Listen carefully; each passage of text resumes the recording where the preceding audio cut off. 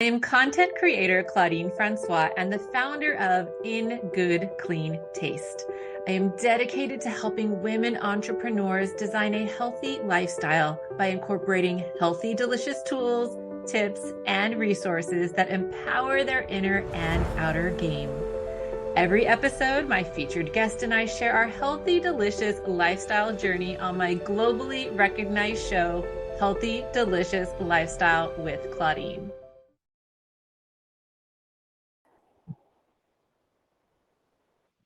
Hello, and welcome to today's episode for Healthy, Delicious Lifestyle with Claudine. You are absolutely going to love today's guest. She has so much great information to share, and she has a wonderful gift for our Healthy, Delicious Lifestyle community, so be sure to stick around until the end. And as an aside, if you are ever interested in learning more about me, my products, and my services, you can always check that out at ingoodcleantaste.com. So today's topic is how to pick delicious foods that fight fatigue with Kylie Pinwill. Oh my gosh, who doesn't want to fight fatigue? Who doesn't want to eat healthy, delicious foods that give you more energy? And I'm going to bring her up from the green room in a minute. But first, let me tell you about this amazing woman. Okay. So Kylie is a clinical nutritionist, speaker, and host of the Hormone Hub podcast with over 20 years experience in the health and fitness industry. Okay, powerhouse. She works with women in their 40s and 50s and beyond who are feeling lethargic, struggling with weight gain, bloating, hot flashes, and she helps them balance their hormones and reset their metabolism so they can feel happier and more confident in their own skin, because who doesn't want that? Am I right? She does not believe in crash diets. Thank goodness. She does not believe in counting calories or spending time on a treadmill.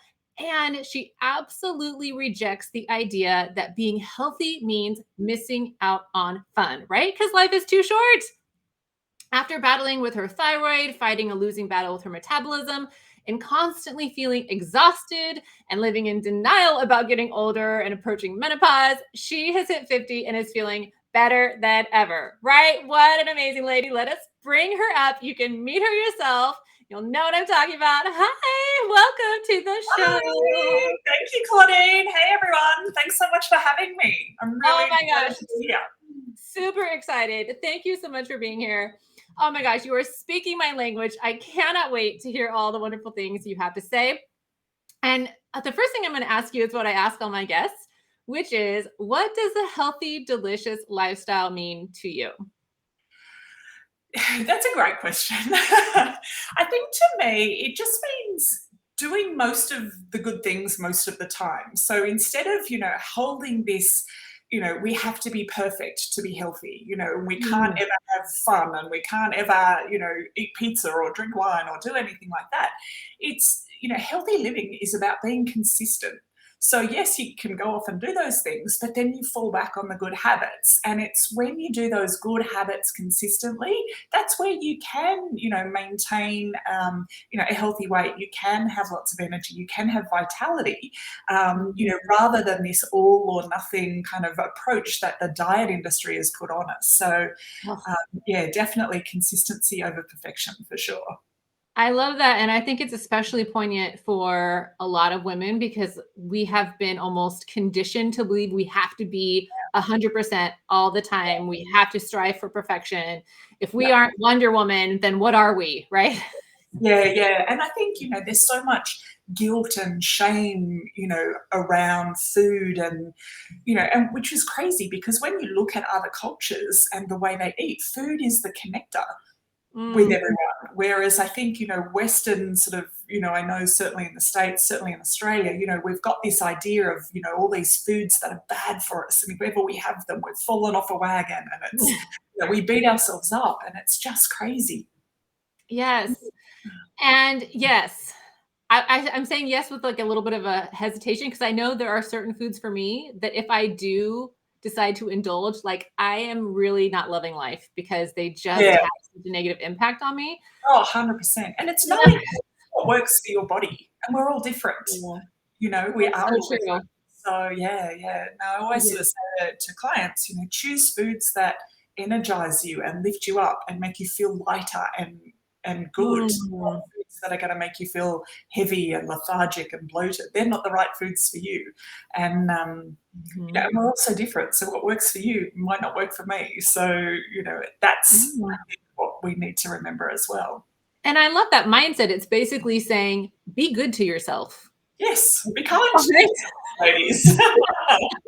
Be kind to you. 100%. Oh my gosh, love that. All right, well, I'm going to get to, so I've given you some questions to answer and you gave some fabulous answers. I really want to talk about some of these. So the first thing you had mentioned that you wanted to share was that stress can leave us feeling fatigued, cranky, gaining weight, and not sleeping, all without us even realizing it. And I love that you were saying this, because the women in my community are mostly high powered, high stress, like get it all done. Like it Yep. doesn't really matter if I'm tired, I'm gonna push through, you know, Uh, take care yep. of all the things for all the people. And they Yes. feel like they're doing, it's almost like a guilty thing if they aren't doing all the things for all the people. Yeah. So Yeah. help them realize, what is it about stress? It's actually that putting the pressure on themselves is so counterproductive to that energy they so badly need. Yeah, yeah. And I think sort of what happens is, you know, we are very capable. And I think we're too capable, you know, and it comes to our detriment. So we're very good at, you know, and I think the women I sort of work with in their sort of 40s, 50s, you know, and even like 30s and 60s as well, you know, we've got sort of kids and they can be little kids, they can be young adults, they still need us. And you know, I think as mums, we want to make sure everybody is happy. We're people pleasers, you know, we're in careers, we might run our own business, you know, so that puts a demand on us. Our parents are getting older, so our role that we play with our parents changes. And you know, in between times, we're putting our hand up to cook the sausages at the barbecue, you know, on the weekend at the soccer match, and you know, we're taking on all these things because we can. But what happens with stress is, if we sort of think of stress is like the main controller, and our stress response, you know, it's designed to keep us safe. So if we're driving in traffic and someone in front of us slams the brakes on, our stress response gets us to slam the brakes on so we don't have an accident. So that's the way it's supposed to work. But when we are living this busy life that we push through, we've got these elevated levels of stress hormones that we don't even realize. And you know how it sort of starts to impact our health is, if you sort of think of, you know, our stress response is designed to, you know, we're being chased by a bear, pardon me, so we need to get up and we need to run away from that bear. So our stress response gets us moving, so we get that initial rush of adrenaline. But then, you know, we don't need to stop and poop behind a bush if we're being chased by the bear, so our digestive system shuts down. We don't need to, you know, get a bit frisky with the other guy running from the bear. So we're not going to stop behind the bush for a quickie with the nice looking guy. So our libido is gone, you know, so Yes. our libido shuts down. We don't need to fall Mhm. pregnant and have a baby. So it starts to impact our cycle and our fertility. We can't sleep because we don't know where that bear is. So we're sleeping with one eye open. So we're tired because we're not getting deep, restful sleep. And, you know, we're just generally anxious because who knows where that bear is. And then what a lot of women start to notice, the first thing is, why am I putting on weight? Why is this? I've never had a belly before. I've never had carried weight around my middle before. Where is this coming from? So if we are being chased by the bear, we've just run from our cave with our big fridge. We're running away from our beautiful big fridge, and we don't know if there's going to be a fully stocked fridge at our next cave. So our body kind of goes, oh, you know, I'm just going to hold on to what she had for dinner last night. Boom. And, you know, when we sort of do these crazy things, like when we're doing long fasting, and fasting can be great, but when we're already in that stress state and we start doing 16-hour fast, 20-hour fasts, you know, we're already in that stress state. So our body just goes, she's not feeding us. We don't know where that fridge is. We're going to hold on to everything she ate. So it's kind of, you know, women start eating less and less, cutting back their food, cutting back their calories, doing crazy long fasts, cutting out their carbs. And when all of those things can be beneficial, but when you're in a stress state, they can absolutely backfire. Mhm. And that's where, you know, women come to, I guess, us as nutritionists going, I'm putting on weight and I don't know why, nothing's changed. And it's, we link it back to every time.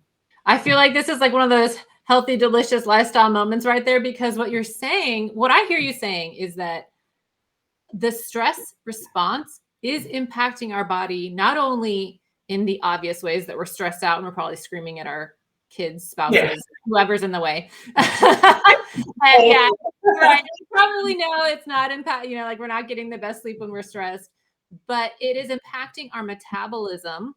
Yes. It's basically impacting our whole hormone like group of hormones, right? It's impacting because all those hormones are little messengers telling our body to do certain things, and like the communication is stopped. It's like all you need to do is survive. Yeah, and they're all connected, our hormones. So we don't just, one hormone is out, it's all of them. So if we've got cortisol dancing around our body, it's going to impact our thyroid, which is our metabolism. It's going to impact our, sex hormones, which impact our fertility and our cycle. And, if you're going through perimenopause and menopause, it's going to impact your digestion. It's going to impact everything. So, yeah, it's really, I think, we all sort of wear busy as a badge of honor. Oh, I'm so busy. I'm so, got all these things on. But really, is it that good for us? No, no, it's not. You know what I loved what you said about how so many women, they're packing on this extra fat in the middle, which is because it's so accessible over there, right? The body's putting it there because it's like, oh, I can grab that easy. No problem. But they compensate by fasting or doing the no carb, low carb thing, or they go on all these diets, which is actually stressing their bodies even more. So what I love to do with my women who are coming to me for weight loss, I say, wait, first we got to work on your stress. That is the first, we can't do any of this other stuff until you are in a not stressed state. Because I always say a stressed body will not lose weight. So you are speaking my language. I love it. I love it. Oh my gosh, it's amazing. Yeah. So women, don't try to diet. If you're stressed out, work on your stress response. All right. If we're going to tell you anything. So I cannot tell you how much I love this next thing that you said. Our blood results and our doctor can tell us that everything is normal, yet we feel anything but normal. Yeah. Let's talk about this, because so many women have come to me saying, well, my blood work came back normal. I guess I don't have a hormone imbalance. And I'm like, tell me what your experience is here. So this, I think, is a global issue. So, I'm in Australia. I have clients in the US, Canada, UK, New Zealand. It's a global thing. All right. So what has happened? So think of it. We only go for blood work when we don't feel well. So the people having blood work done are people who already aren't feeling that great. So, and the way they measure the blood work is it's on a bell curve. So I think we all had that at school. So, the most of the people are in the middle here in this bell curve. And then what's happened over time is the normal ranges are getting wider and wider and wider. So you can be sitting on the outside of this normal range, and that's why everything is normal, because technically you're in the normal range. And when you go outside that normal range, then, you've got something medically that they can diagnose you with. And then, there's generally a drug or something to match that diagnosis. All right. Mm-hmm. But while you're sort of on the outside of that normal range, that's why you feel like rubbish, because you're not in that optimal range. So that, I sort of look at where you are. So this is optimal. This is where you feel well and you are well. And then when you're on the outside of that optimal range, you're still normal, but you're far from optimal. So what we want to do, and one of my all-time medical favorite sayings is, it's borderline. We'll just wait and see. And seriously, things don't get better on their own. If you don't make any changes, nothing changes. So your car doesn't automatically get better if the warning light's on. So why would your body? Exactly. So what are we waiting for? We're waiting for you to slide outside, get a diagnosable medical condition that then can be, matched with a pharmaceutical. So we really don't want that for you. What we want to do is like, okay, how do we work you? How do we work it so we get you back in that optimal range? And this could be, this could be your iron levels. It could be your liver function. It could be your thyroid markers. Don't even get me started on those. It could be, like any of your blood work that comes back. There's a lot we can do nutritionally. There's a lot we can do with food, to get you back into that optimal range where you feel well, you are well, you've got loads of energy, you feel great, rather than taking that wait and see approach, because in my experience, that generally never ends well. It's that's a mocktail moment right there. It's gonna. I want to highlight one of the things you said, which is this range of people taking the test is what's considered normal. So really, it's basically the average of all the people taking the test. Yeah. If you're outside that average of all these people who already feel awful anyway. Yeah. Yes. That's normal. It is normal for you to feel awful. I know. And when we think about that, like, it's crazy, but it is what it is, and it just seems to be how they do it globally. And I think that's where a lot of women, when they realize that, and they're like, so I'm not optimal, so that's why I feel rubbish. And I think the great shame of it is so many women feel dismissed or unheard by, the medical practitioner that they've been to see. And, because they don't have any answers. They walk out of there just going, well, is it all in my head? Am I going crazy? What do I, or you get the great, you just need a holiday or just lose some weight. Or just take this pill forever. It'll be fine. Yeah. The Band-Aid approach. I love the Band-Aid. Yeah. Oh, yes. So I want to touch on one of the things you said, which is about the foods. Now, you have a wonderful gift for our viewers / listeners. So I'm really excited to talk about that. It is really just this great guide to help women find foods that are going to help them with their hormones, which will help them fight fatigue.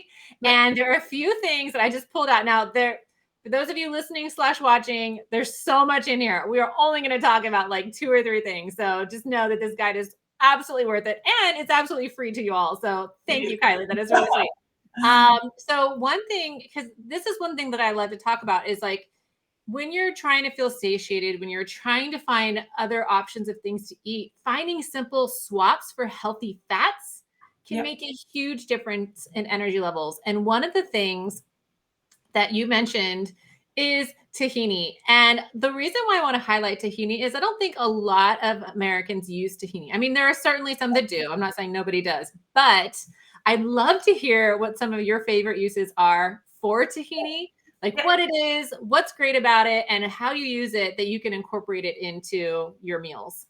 Yeah. So it's probably one of my favorites. So I switched out peanut butter for tahini a few years ago now, and I would never go back, But, so essentially tahini is ground sesame seeds. And the beautiful thing about the sesame seeds is they are really high in calcium, and there's a really bioavailable source of calcium in tahini. So it tastes delicious, but it's also giving you, like valuable nutrients. So it's high in, what we call our healthy fats. It's high, it's got protein in there, it's got fiber in there, and it tastes really yummy. So some of the things I, do with tahini, so I use it, I will have it like peanut butter sometimes.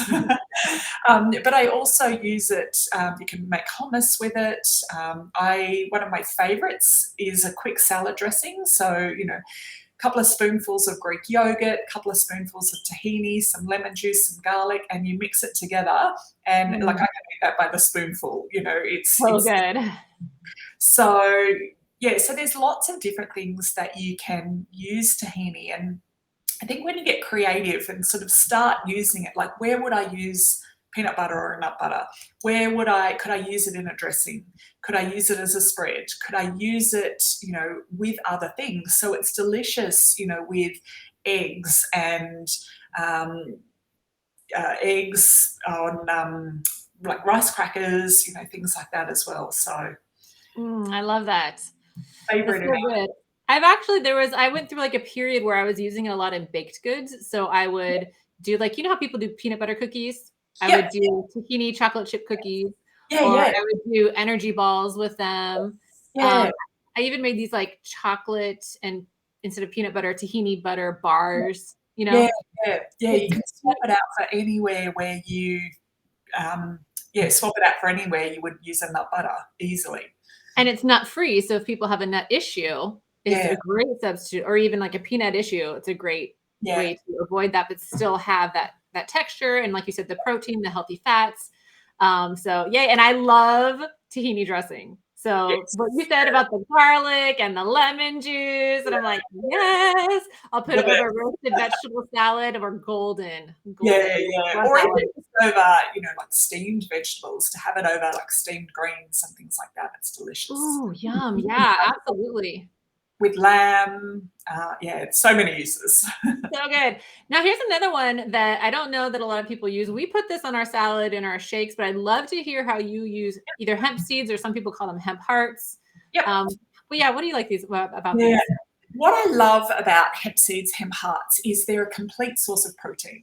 Mm. So for our, if you're sort of vegetarian, vegan, so all our plant-based eaters, or if you're looking at, incorporating more plant-based meals, um, a lot of plant-based proteins don't have all of your amino acids, whereas your hemp hearts or your hemp seeds do. So they contain all of those amino acids. So they're a full protein powerhouse. They also contain the healthy fats and fiber as well. So you're really getting nutritionally a lot of bang for your buck when you eat these. You can have these, yeah, as you said, you can have them on salads. You can have them on, in smoothies, in shakes. We, quite often I'll make a big sort of like a batch of nuts, seeds, almost like a muesli granola sort of mix. Mm. And I'll have hemp seeds and hemp hearts in there as well. So really versatile. You can use them in baking, so in place of, ground almonds or ground nuts or anything like that as well. And again, sort of low allergenic. So if you can't eat nuts or you've got a family member that can't eat nuts, these are a really good substitute as well. I love that. There's so many great uses for them. Yeah, Absolutely wonderful. So yeah. good. So before I talk about this next thing, I wanted to talk about the general topic of it, which is fermented foods, because sometimes you say fermented foods and people are like, I don't want to eat anything fermented. Yeah. You're like, well, you like wine. But like for a healthy gut, which if you don't have a healthy gut, you're probably not going to have great energy. Fermented foods are great. And so people probably know about sauerkraut or kimchi, which is like my favorite, one of my favorites. But they probably don't know about some of the other ones. So can you tell us a little bit about why fermented foods are good for for everything? Yeah. And then we'll talk about the one that I picked. Yeah, so there's a lot in the media, and then has been for the last couple of years, about gut health. And what we're starting to recognize, and what the research is starting to recognize, is the benefits of, our gut microbiome, or basically our gut bacteria. So we all have healthy bacteria, and then there's the not so healthy. So what we want to do is make sure that we're getting more and more of the, the healthy forms. And, we don't need to take a supplement. We don't need to take a pill. We can get it from foods. And something like, what the good gut bugs do is they help our immune response. So they help support our immune system, which, as we know over the last couple of years, is kind of important. It helps our mental health. So, all of our neurotransmitters and our hormones and our, like the little things that give our brain the messages to be happy, to be joyful, to be, reduce our anxiety, it all comes from our gut. And I think we can all relate to, if we're going for a job interview or we've got a big client meeting, the butterflies in the stomach, that's our gut talking, and we don't connect that. So it's, the research is still, ongoing with this. So the benefits of looking after our gut health are huge. One thing I would say though, if fermented foods and introducing fermented foods is new to you, go slow because you can get too much of a good thing. So go slow. So a beautiful way of sort of starting is with something like the miso paste. And I think, we were going to head into that. So this is sort of like one of my favorites, and for a couple of reasons. So it's a great snack, and I like couple of spoonfuls of that in hot water, mix it together. It's filling. You're getting those good fermented, you know, they're live bugs essentially, and that's what we want. We want those good gut bugs. So you can't see them. It's all fine. It's okay. Well, isn't our body like more percentage wise? Isn't it like more of these bacteria than like actual human cells? Yeah, absolutely. But it freaks people out. Right. The good ones. Yeah, the good ones. Have we frozen? I think I've. Oh, sorry. Yeah. No, that's okay. We're back. Yeah. So this, and what I found with clients is for people who have sugar cravings, this is because we've got the different tastes. So we've got sweet, sour, salty. What's the other one? Sweet, sour, salty. I don't. For some reason, well, the umami is what I'm thinking of with umami. Yeah. Sour. Sour. Yeah. There's 5, and then umami. So whatever the 4th is. Umami is, it comes into, so all of these sort of fermented foods sort of hit that umami taste center. So what we've sort of played with clients is, for my clients, you get that 3 o'clock sugar craving or that 3 o'clock salt craving, either or. This umami just hits the nail on the head for both. So it just sort of gives us that flavor satisfaction. And it also comes down to like being mindful of what you're eating. Sit there, taste it, savor it, so your brain registers that you've had it. Because it's easy to go off and kind of like wolf down a chocolate bar and we don't even register that we've eaten it. It's gone before we know it. Whereas to sit and actually taste this, let it sit in your mouth, enjoy it. And it tastes really nice. If you're new to it, it could be a bit weird, but it actually, and this is for all of our fermented foods. I think it's just got that taste sort of sensation that satisfies those cravings and satisfies that kind of like urge that we have. So it's a practice to, break those habits of the sweet things, but this is a really good place to start as well. So. I absolutely love that you mentioned the really quick and easy miso soup, because I have noticed that in times, especially I'll say in luteal phase, so like the week before my cycle, if I'm stressed out and I'm starting to get that PMS headache right back here, the tension headache, if I have that cup of miso soup that you mentioned, it will often get rid of the headache. Yes. Yeah. Yeah. Which is awesome. It's like, wow, I don't even need to take Tylenol. Yeah. And I think it's sort of got a couple of actions, because it's sort of sitting down and you're actually sitting down. It's the ritual of making it. And then you're sitting down, so you're relaxing, and then you're sipping it. And it's, I think, who knows? Is it the miso? Is it the ritual of doing it? But either way, it works. So highly recommend. Yeah, and drinking anything warm just feels comforting. I mean, I will often use miso as a way to flavor soups that just need a little bit of oomph. I'll whisk it in I'll take some of the soup water out. I'll whisk in the miso because otherwise it gets clumpy in the soup, right? Yeah. And then put it back in. It just gives it this extra je ne sais quoi. Yeah. It's perfect. Yeah. And also too, I like doing it because it's summer here in Australia. So I like putting some miso on, like chicken breasts or even on fish, and then baking that in the oven. And that miso flavor goes through the chicken or through the fish, and it's delicious. We just had miso glazed salmon the other night. It was so good. Yes. Miso. I use coconut sugar, some tamari, which is the gluten-free soy sauce. You could use coconut aminos and a little bit of water, and then you put it on a glaze, and then you broil this. Perfect. I know. One of my favorite. Yay.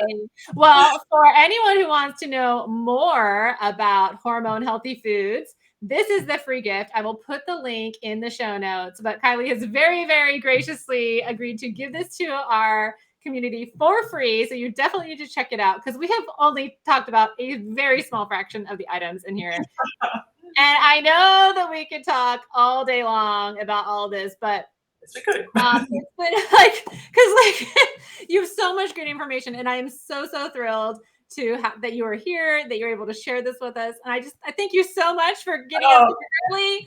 My pleasure. And thank you, everyone. Thank you, Claudine, for having me, and thank you, everyone, for watching. It's been really fun. So I'll put you in the green room. Don't go anywhere. I'll be right back. So thank you. Oh, wow. Wasn't she amazing? So like, I knew you guys were going to like her. I knew you were going to get so much out of that conversation because wow, we talked about a ton, right? So I'm definitely going to put that information in the show notes. You can check out the goodies. Definitely grab her free hormone healthy foods guide. That's going to be awesome. And thank you so much for joining me. Now I want you to remember and think about how are you going to create a healthy, delicious lifestyle for yourself today. Until then, join me for another episode of Healthy, Delicious Lifestyle with Claudine next Monday at 9 a.m. Pacific, 11 a.m. Central. And until then, have a healthy, delicious day.